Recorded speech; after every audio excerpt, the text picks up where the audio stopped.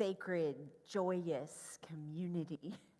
Welcome to Unity of Mesa. My name's Reverend Tucker. I serve as co-minister here of this spiritual community. I serve along with Reverend Nickie Golden, who's giving the message today. We have Stefan on the piano, and we have Jack singing for us. You're here, so yay. And Marianne just walked through the door, so we're going to have some good vocal support today. So yes, welcome to Unity of Mesa, where we do have a mission of deepening our understanding of truth and being that transforming presence of love. I don't know how you felt when you woke up this morning, or if you even remembered that you are that transforming presence of love. You are a beloved expression of God. You are here for a holy purpose, and you are at the right place at the right time right now. Let's take that energy, that knowing, that awareness about ourselves and where we are in the world into a time of prayer. Knowing that there's only one presence and one power active in the universe and in our lives, God, the good, omnipotence. We allow our awareness of our Christ light, our divinity, to permeate every cell in our body and bring into awareness every thought in our mind. It may seem daunting to think about all the thoughts that are swirling in our hearts and minds. Being in this expanded awareness. But with God, all things are possible.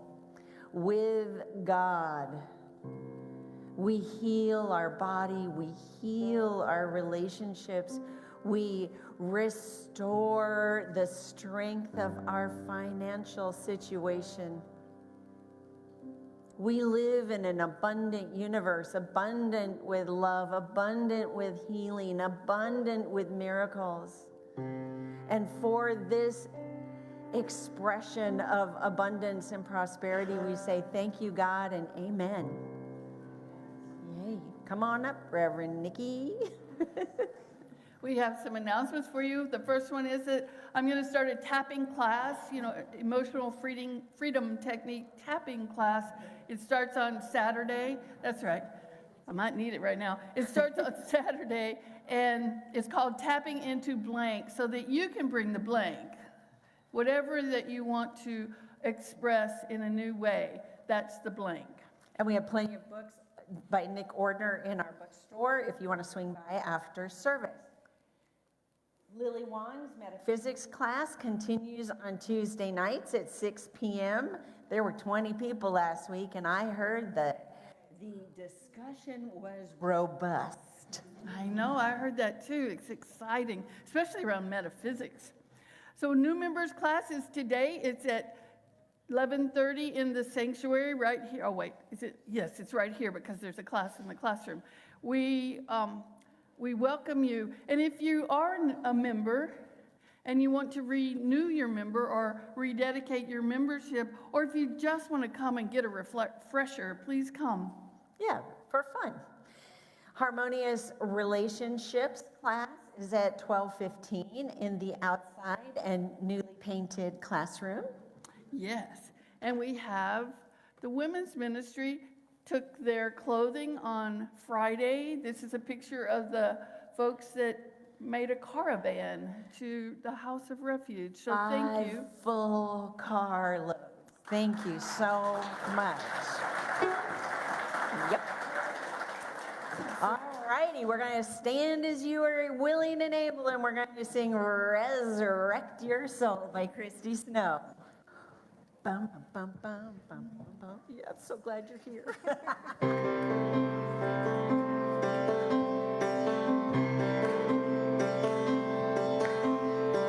Resurrect your soul, wake up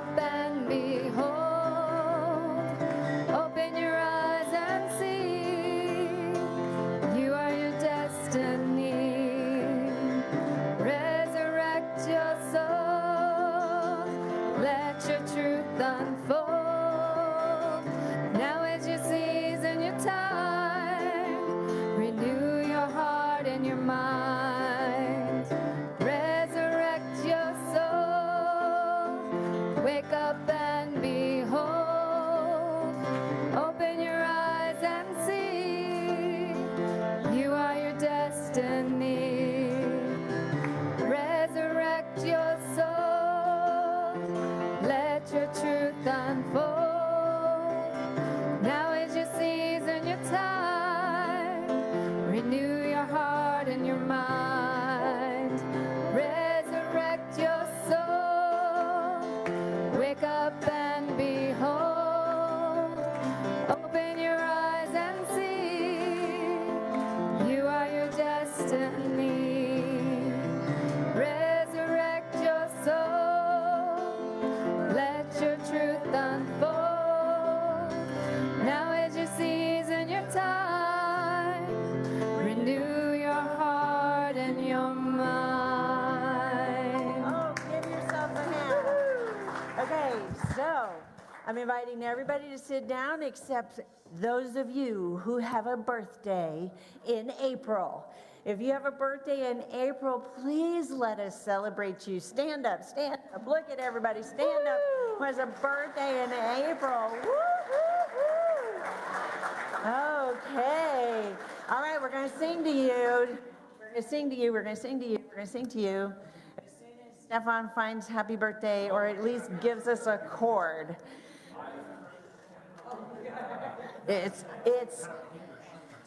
He had a paper sheet last time. He's got it. They're loading. They're slow. Wait, here it comes. So while he's finding happy birthday, here's what I want the rest of you to do.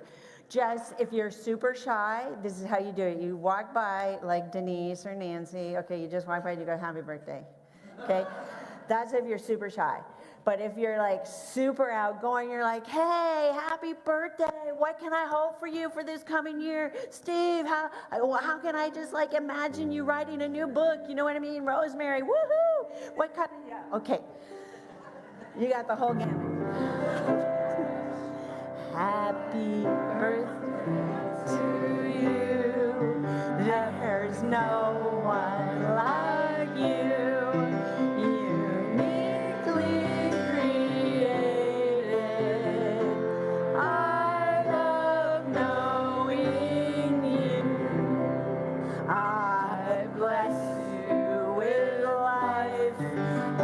Abundance galore. God bless you, my loved ones, and have many more.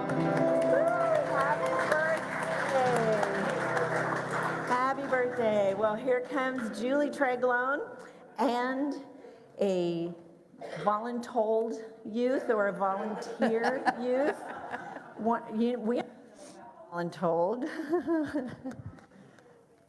Holland is with me, and she definitely doesn't need to be voluntold. She loves to volunteer all by herself. So Holland, go ahead and lead us in our affirmation today. I am one with infinite divine abundance. Say it with me. I am one with infinite divine abundance. Thank you, Holly.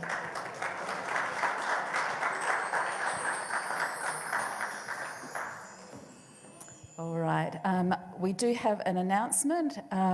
This coming Friday is a tea party for all K through 12. So be there 6 o'clock over in the annex. It's going to be a lot of fun.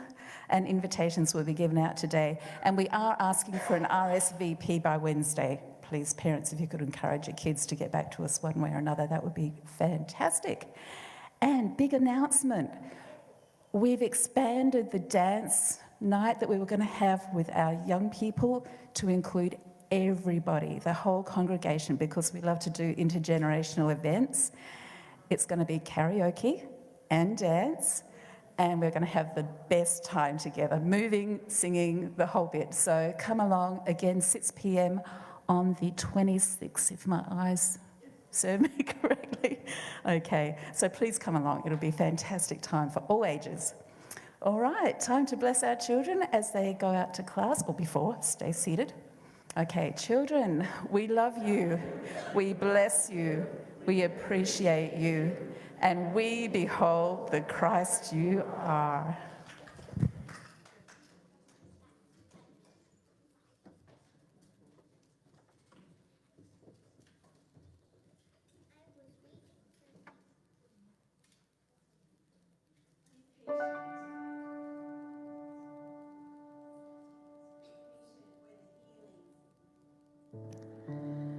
What took decades, centuries, and lifetimes to set in place is being unraveled in months and years. What a change we are making. And it must be done through our lives.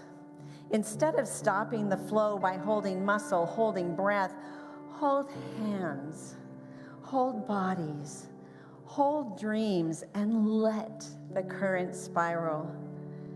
Be patient with the healing.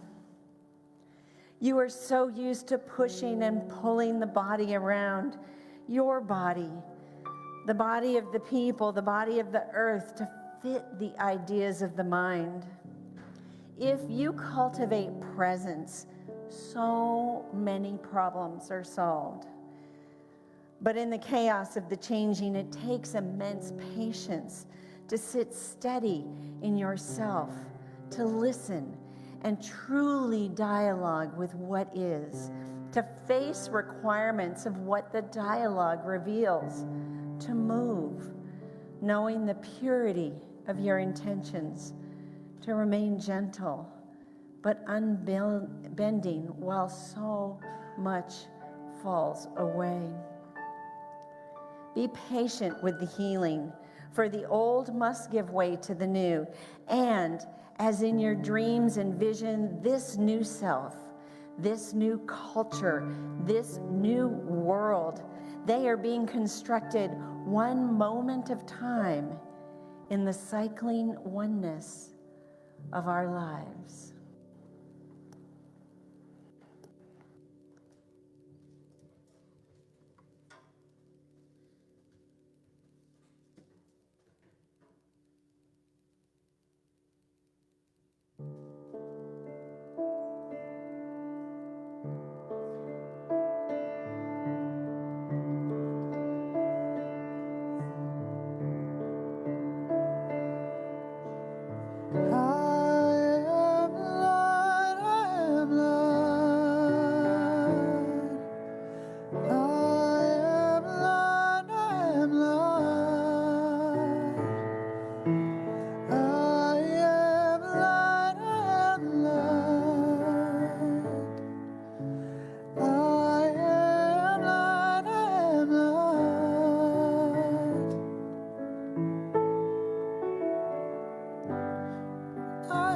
The things my family did. I am not the voices in my head. I am not the pieces of the brokenness inside. I am light. I am light. I am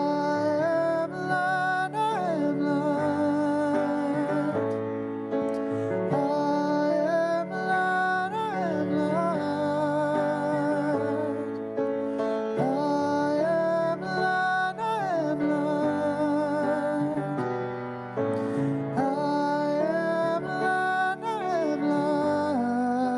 I am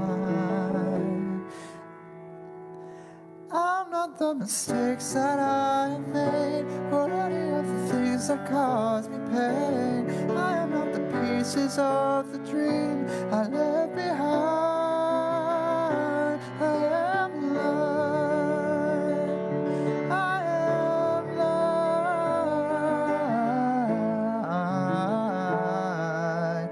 I am light. I am light.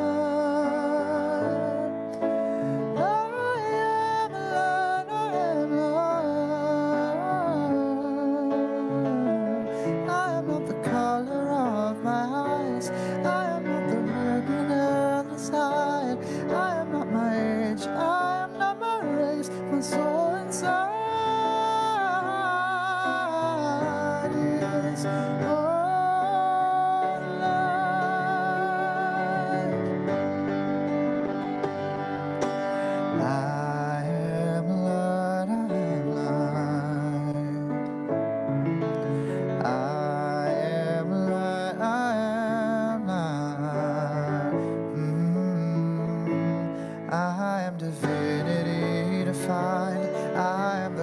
but on the inside, I am a star, a piece of it all. I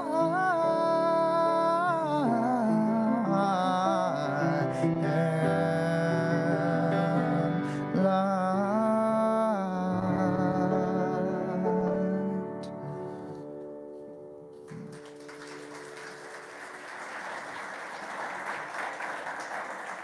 Jackson Tyler and Stefan Madlov.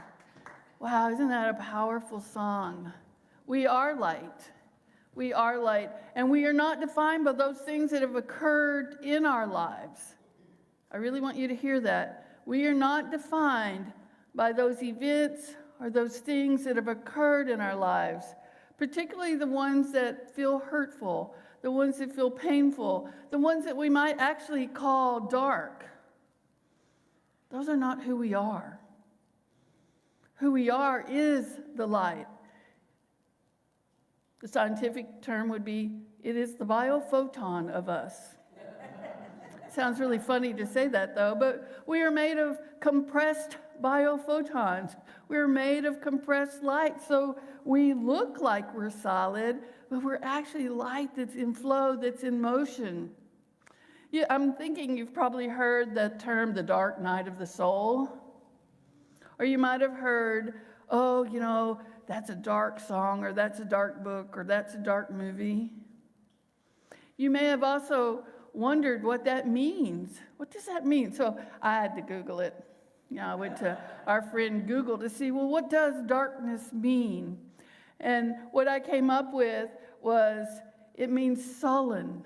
It means gloomy. It means sad.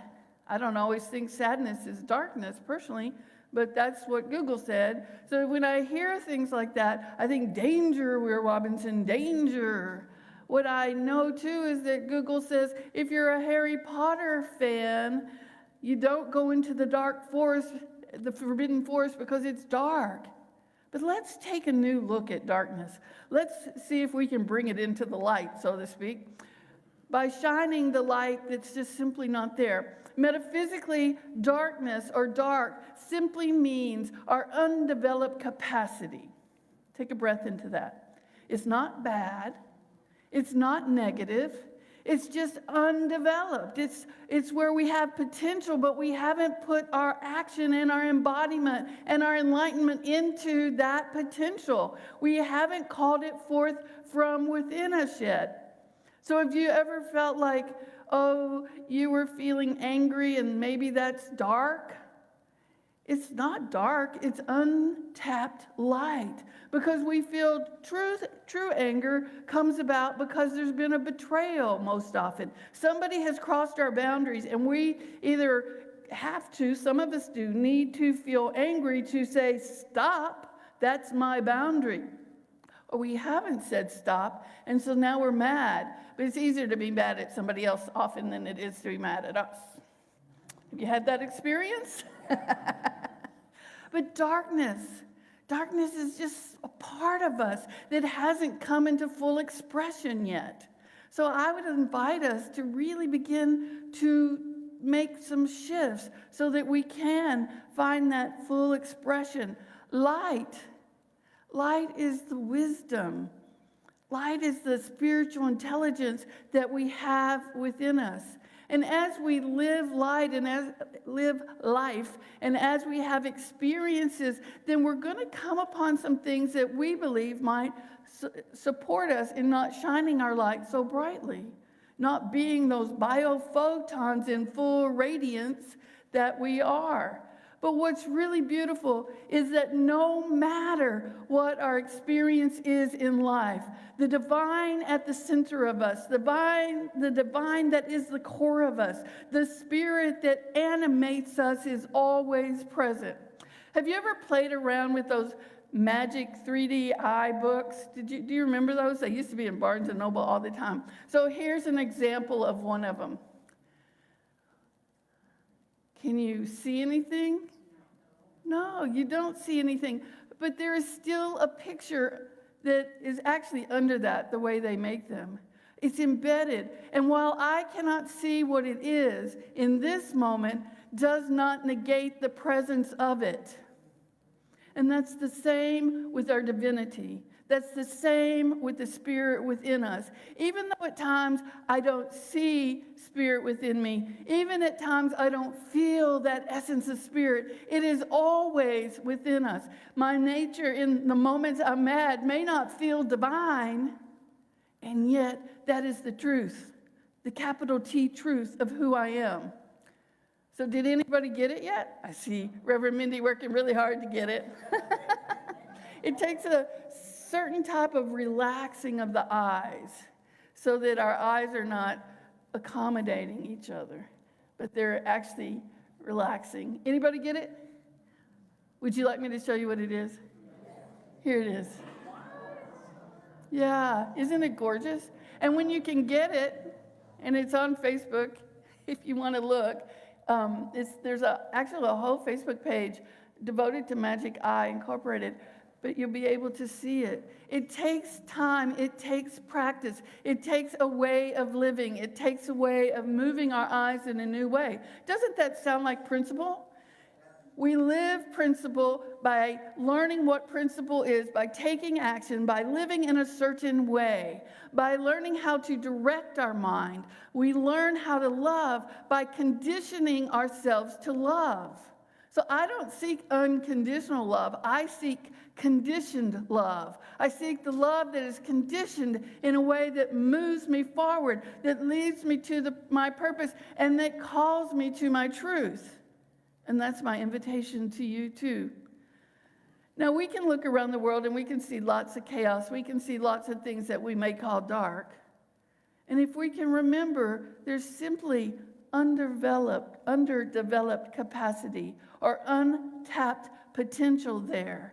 We can hold the thought, we can hold the idea of that person developing their full potential, just as we can hold the thought for ourselves of ourselves developing our full potential. And I believe that life is truly a journey of finding our way, finding ourselves to find the truth, to discover the truth of who we are. Myrtle Fillmore says it way better than I can. All of us, sooner or later, come to the place in which our development, where we are no longer satisfied to go on living the old life without the knowledge of our oneness with God. I spent a lot of time before I found unity seeking something. I was looking for a feeling. I was looking for a healing. I was looking for an idea that brought me more joy than the ideas that I had been having. So I tried all kinds of different things. I had a lot of fun doing it. But the day that I walked into a unity church, that was the discovering of a different kind of church for me. That was discovering of a different kind of spiritual renewing for me. It made sense to me. Principle made sense to me where it hadn't made sense to me before. And I used to get in a lot of trouble when I was a kid by asking questions that didn't fall in the realm of the philosophy that I was being taken to, because I was going to church with my mom and dad or my grandmother.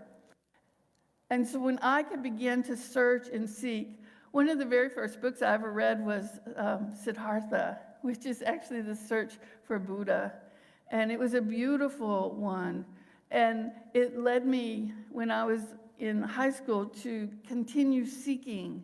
And what was happening is I was doing exactly what Myrtle Fillmore, one of the co-founders of Unity, is talking about here. I was looking for something. I wasn't satisfied by the life that I was living, although I had a good life. I was looking for something because something was unfulfilled in me. And when I found it and began to practice the principles that I now believe in, that I now teach to you guys and to ministerial students, I began to find my own truth. And I have expanded my truth so that I can see that dolphin jumping through the hoop a lot easier than I could 5 years ago or 10 years ago. And I hope that as I continue to live my truth, actually I don't hope it, I believe that as I continue to live my truth, as I continue to expand my awareness, as I continue to know beyond a shadow of a doubt that there is divinity within myself and each of us, then I know that I will continue to expand my joy. Jesus taught that he was the light of the world. And then Jesus also taught that we are the light of the world. Well, Jesus did not come to this world to show us that he was the light in the darkness. Instead, one of the major purposes of Jesus was to teach us that we are the light. Not to show us that he was the light. He knew he was the light. He lived it. He lived it in 33 different healings that he did. He lived it in all the parables that he told, where he met people where they were, because parables touch our hearts in a way that give us a chance to sort of bypass our brain. Not that our brain is bad, but sometimes when our heart is touched, we see the world differently than when we just come from our cognitive capacity. So Jesus came. Jesus taught. Jesus did miracles. Jesus gave us short statements. They're called precepts. When I'm teaching, I like to say it's like what you would find in a fortune cookie. And I am the light of the world is one of those precepts. And it's not a fortune, it's a truth. It's a truth that we are that. And in his actions, as he lived, in his teachings, he's inviting us to let that underdeveloped capacity to come forth as us. To come forth as us. So then the next time we get in a situation where there's this opportunity for judgment or criticism, we can actually just take a breath. And what can come out is the light that we are. We can offer grace. We can offer the knowingness that that person is simply not fulfilling their capacity of their divinity at this time, and hold that space for them with no judgment. When we see ourselves coming at something and we look back and we think, oh, I wish I had done that differently. I'm sure none of you ever do that. Oh, I wish I had done that differently. We can also give ourselves grace. Oh, that was just my underdeveloped capacity. I didn't live in my full potential in this moment or in that moment. And yet I have the capacity to do so. I have the opportunity to go back and to say to somebody, I want to say to you, I want to share with you that in reflection, I realized I didn't live in my full capacity. And I want to offer to you my commitment that I'm continuing to grow and learn, and I will interact with you differently next time. And if we have to do that 150 times or 150 million times, imagine how different the world would be. When we looked at what we may call the bad, when we look at what we may call the chaos, when we seek the good in that chaos, we cease to see it as duality. We cease to see it as negative. We cease to go, danger, Will Robinson. Instead, we can go, oh, how is my heart opening up to love in this moment? How might I support this person? How might I be the presence of love in this moment, even if I'm not feeling it, because I know that behind that picture that looks all jumbled is the presence of God. Is the presence, in this case, of a dolphin. But a dolphin is also the presence of God, because God is everywhere present. And in what we may see as chaos, God is there. We may be the God that's there. Sometimes we forget that. We may be that presence of God in that part of chaos that is occurring. And sometimes it takes chaos to reorganize things so that the phoenix can rise, so that the presence of God can come forth and be shown. Those experiences that we have, that we say are not what we intended, not what we wanted to have, may actually be that thing that is calling us to see beyond appearances and to look forward and to see the truth. We are present, so God is present. And whether or not we're present, God is present because some other God is present. And that other God is that person who's expressing their biophotons, that are expressing their light, that are being the presence of God, that are doing what Jesus has called us to do, doing what Jeremiah has promised when Jeremiah says, if you call my name, I will be there. And he's speaking for God. Now, do you ever resist what you know to be true? Sometimes it's really fun, and sometimes it's really hard. The Bible in the Hebrew Scriptures tells the story of Jonah. We know it mostly as Jonah and the whale. So Jonah was a prophet. And Jonah was doing Jonah's thing, and God came to Jonah and said, okay, Jonah, I want you to go to Nineveh. Thank you. Nineveh. I knew it wasn't Nevia. Nineveh. I want you to go to Nineveh. Well, Jonah had a judgment about Nineveh. He thought it was one of the darkest places on the world. And he thought that they deserved all that they could get in terms of punishment. But God was saying, Jonah, go and tell them. Go and tell them that they need to do things differently so that I may spare their city. Because, this is the Hebrew God who oftentimes sort of comes through and destroys things. Although, remember, destruction allows for renewal. So God was reaching Jonah, and Jonah said, oh no, what did he do? He took off to find a ship that was going in the opposite direction to Tarshish.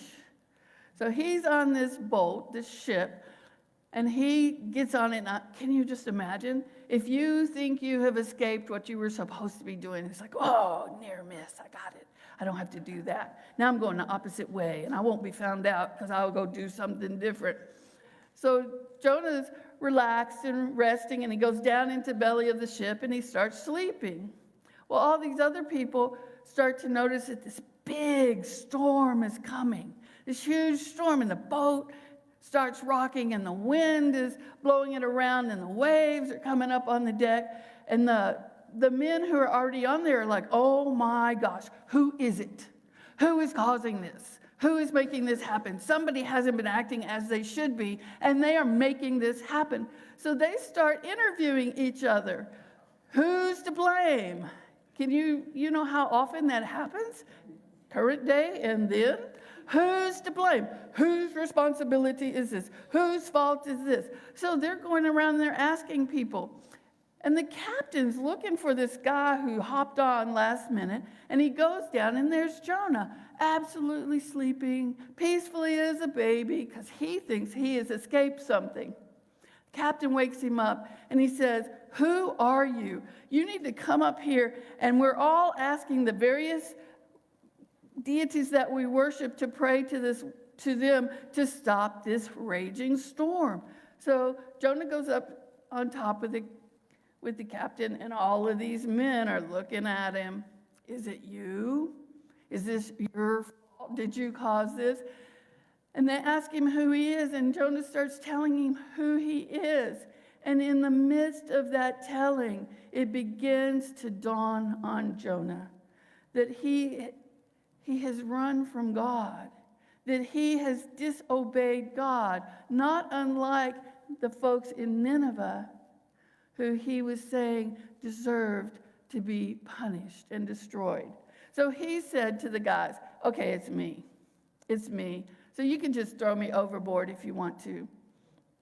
Because he's discovered something in himself that he didn't like. And the guys say, no, let's draw lots. So they start to do whatever they do to draw lots. And the lot that was drawn for the person to be thrown overboard just happened, do you believe in coincidences? Just happened to be Jonah.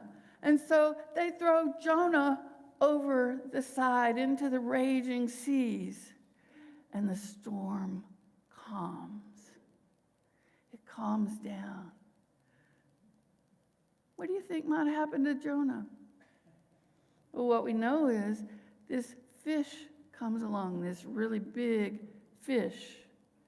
Metaphysically, the fish is our true guidance. It's a transcendence of what we think about cognitively to that guidance, that inner wisdom that comes from turning within. So Jonah is swallowed by this big fish. In some translations, you're going to see whale, but most of them say a fish, a huge fish. Jonah spends 3 days in the belly of this fish.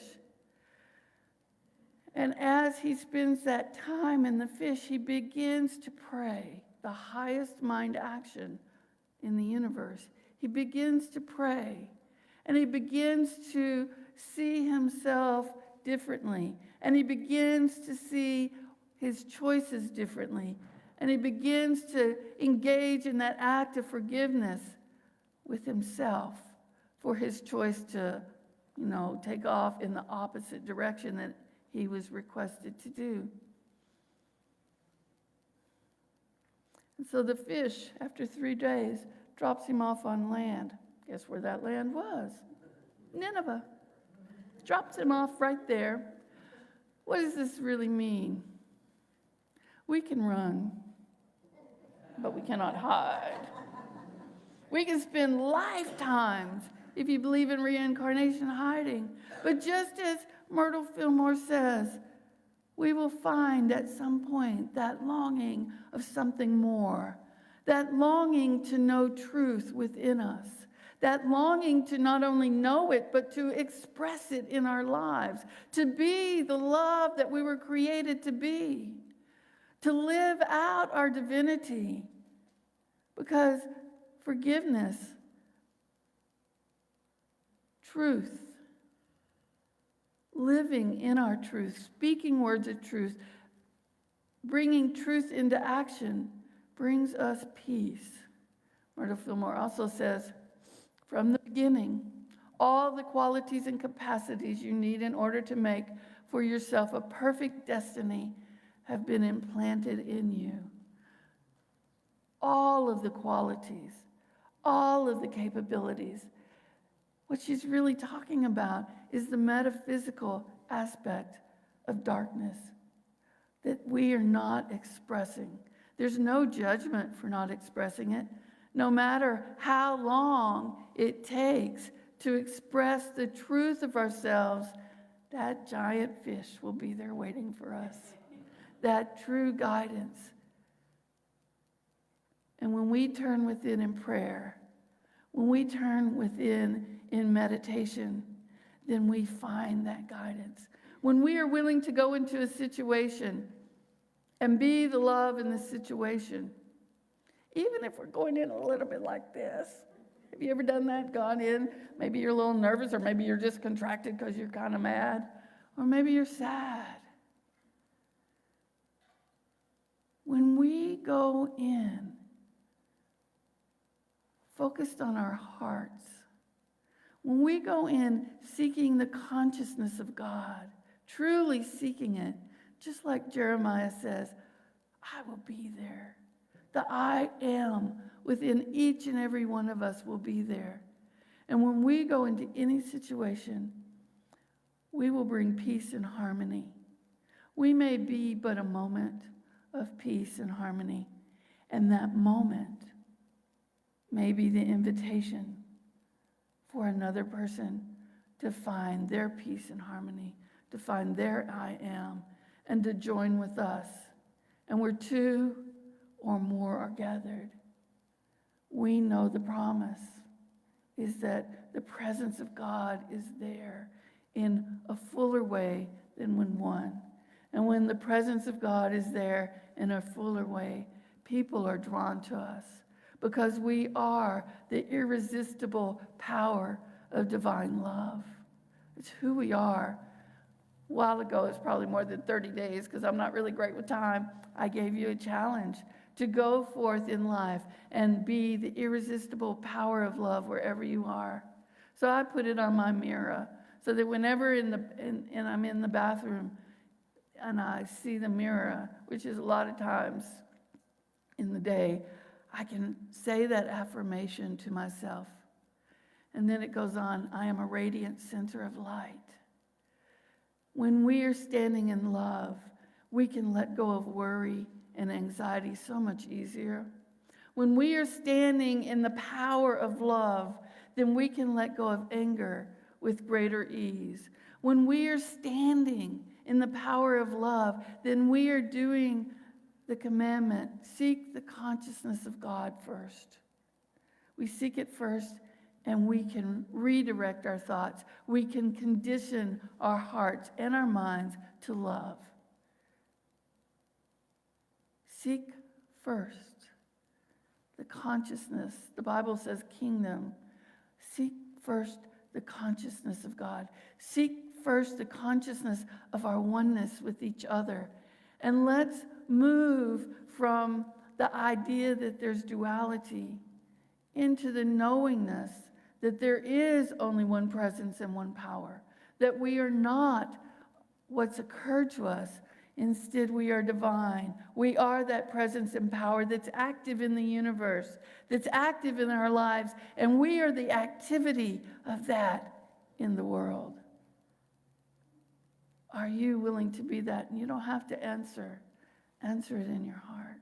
Am I willing to be the activity of God as I move through my life, as I go all the places that I go, even the ones that feel chaotic to me? When we're doing that, we are that light that Jesus invited us into. Myrtle Fillmore also says, as you change your thinking and bring it into line with truth principles, a transformation will take place in your consciousness. When we are holding the knowingness of our divinity, even when we can't see it and we can't feel it, when we are holding it as clearly as the picture of the dolphin, as we live and move and breathe, as we grow and expand our conscious awareness, then we are having a transformation take place in our consciousness. We are becoming the truth of ourselves. So I have an affirmation for you. The light of my divine nature enables me to see all things in right relationship as I focus on the presence and power of truth. Take a breath and determine before you say it, is this something that you're willing to say? Is this something that you're willing to live? Is this something that you know that you don't have to be perfect at in this moment? But as you grow, as you expand, and as you open your hearts and minds to this truth, that you are divine, that I am divine, that we are divine, that you will begin to see the world differently. You'll begin to see it rightly, as Reverend Eric Butterworth would say. And that as we do that, our lives are transformed. And as our lives are transformed, we are the invitation to everyone that we meet to be that transforming light. So, are you willing? Together? The light of my divine nature enables me to see all things in right relation as I focus on the presence and the power of truth. And let's just add one more piece to that. I am the presence and power of truth. Together, I am the presence and power of truth.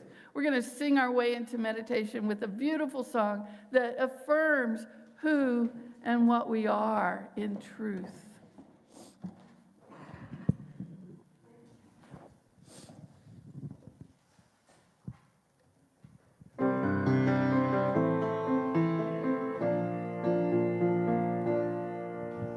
I am beautiful. I am powerful. I've let go of my past and celebrate who I've become. I am beautiful. I am powerful. And I celebrate who I am. Sing it to your neighbor. You are beautiful. You are powerful. You let go of your past and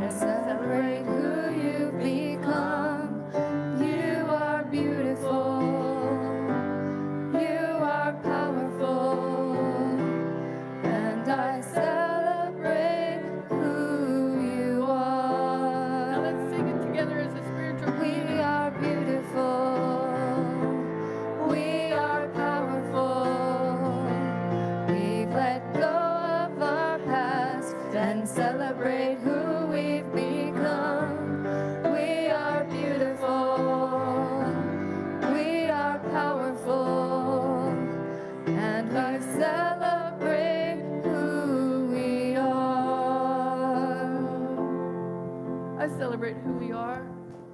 For we are here in this moment today, at this time where we could have been anywhere else. And yet here we are, bringing our light into this spiritual community, bringing our love into this place, sharing that love with each other. And maybe we're sharing it with somebody that we've never seen before, or that we've only seen but never had a conversation with. But knowing our own divinity, we can know that they too are divine, and we can see it. And when we know that we're divine, that God is love, and that we are love, then we can share that love with greater ease. Imagine for a moment that you're simply looking in a mirror. That no matter what has occurred in your life, you're willing to only see love. No matter the thoughts that you might have had about yourself in the past, you can actually say to you, how could anyone ever tell me that I'm less than beautiful? Say that to yourself in that mirror. How can anyone ever tell me that I'm less than beautiful? Because I am beautiful. I am powerful. And I'm willing to celebrate who I am. And as I celebrate who I am, I'm willing to celebrate others and who they are. And I'm willing to be the presence and the power of God that calls forth that underdeveloped capacity simply by being myself and loving. We don't have to teach anybody anything. We just model love. We be the presence of love in life. And their heart and our hearts will combine, will weave together, and will unite. Unite in love. Unite in oneness. Take a breath into that. You are beautiful. You are powerful. And as you stand in this now moment, as you focus on your own wholeness, as you focus on the love that you are, you can open up your light to embrace whatever is within you that you believe might be dark or darkness. Embrace it in such a way that the light that you are surrounds and infuses whatever that is. Whatever that is. Because we know that love is the universal healer and harmonizer. Let yourself first be love to yourself. And then from that place within your heart, to let it flow forth to others. And know that as you do that, you simply are. God is. We are. Spirit is always available to us. Love is always available to us. All we have to do is open up our hearts to experience it, to know that even when we can't see it, even when we can't feel it, that divine nature is present within us in every moment.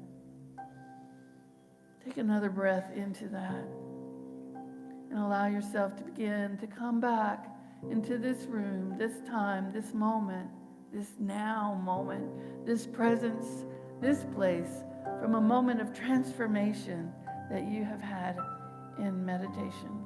Even if you don't feel it, it is there because you're focused on your heart. You're focused on your divine nature. You're focused on the truth of yourself, that one presence and one power that you are. And then allow yourself to come back into this room, to come back, to feel yourself. Feel your feet on the floor. Feel the seat that is supporting you. Feel the warmth of the neighbor that is sitting beside you and all around you. See and feel that. Notice it. Allow yourself to be it. And if you're sitting close to somebody, reach out and take their hand for a moment. Reach out and take their hand for a moment. And in a moment, we're going to move into an offering. But feel, as we do that, feel the hand that's holding your hand. And if you're sitting by yourself, just reach out your hand and imagine that I have taken your hand. Imagine that I have taken your hand so that you can know that you are not alone. That this love is here and available to you and for you. And feel your heart open with the touch of another. Feel your heart open with your own knowingness of bringing your thoughts into alignment with your nature.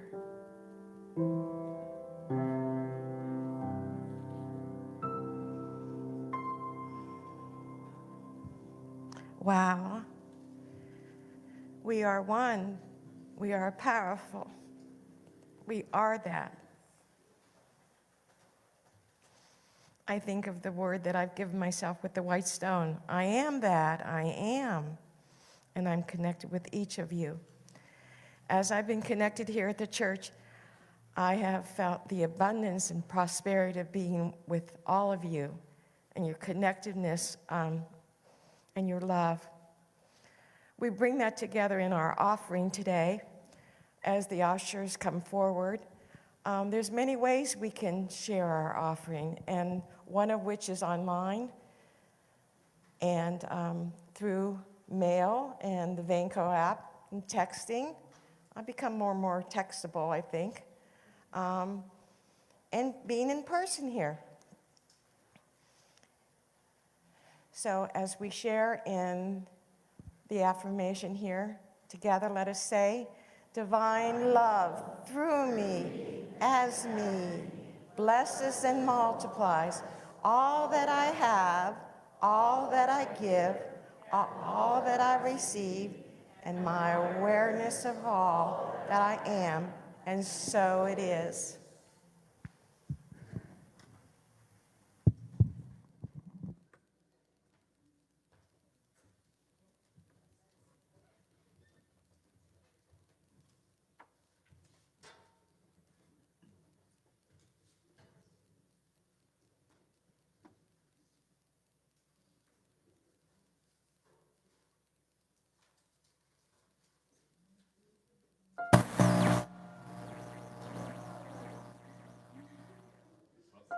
That wasn't me. Anyway.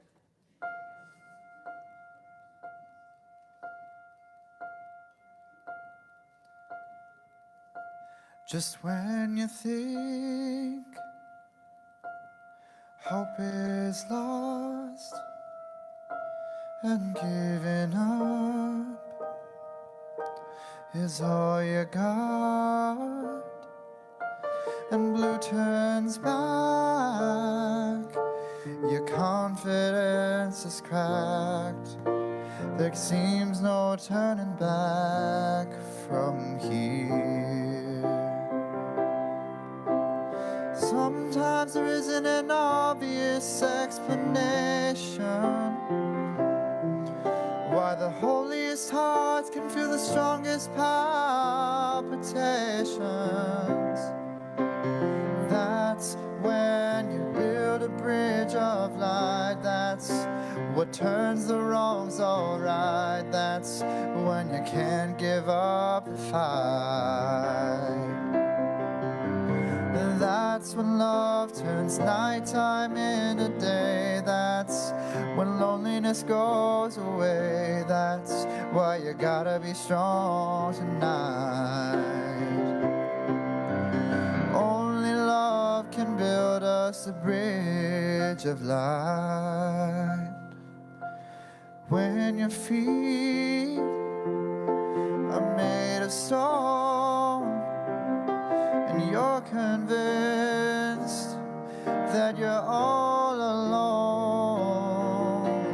look at the stars instead of the dark. You'll find your heart shines like the sun. But let's not let our anger get us lost. When the need to be right comes with way too high a cost. That's when love can build a bridge of light. That's what turns the wrongs alright. That's when you know it's worth a fight. That's when love turns nighttime into day. That's when loneliness goes away. That's why you gotta be strong tonight. 'Cause only love can build us a bridge of light.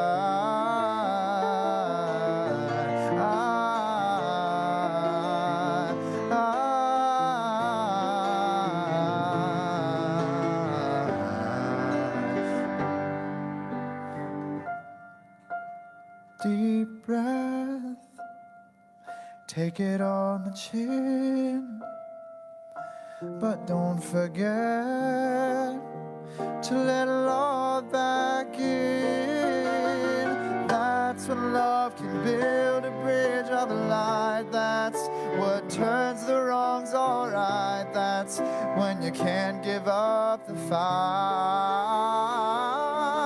And that's when love turns nighttime into day. That's when loneliness goes away. That's why you gotta be strong tonight. 'Cause only love can build us a bridge of light. Only love can build us a bridge of light. Of light, of light.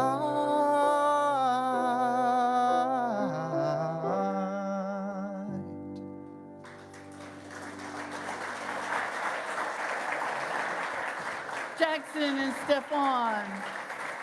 Only love can build a bridge of light. Thank you for being that bridge of light and for sharing of your gifts.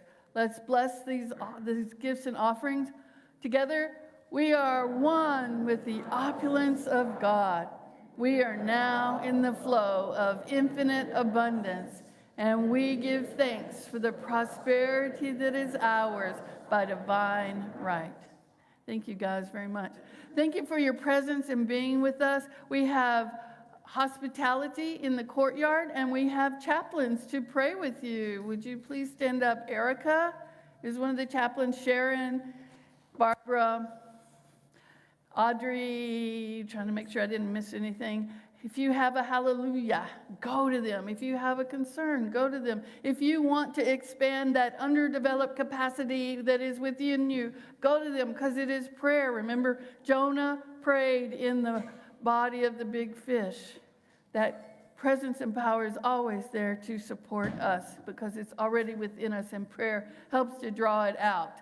Thank you again for who you are, for the knowingness that you are divine, and for coming to share your light so beautifully in this spiritual community. That's when love can build a bridge of light. That's what turns the wrongs alright. That's when you can't give up the fight. And that's when love turns nighttime into day. That's when loneliness goes away. That's why you gotta be strong tonight. 'Cause only love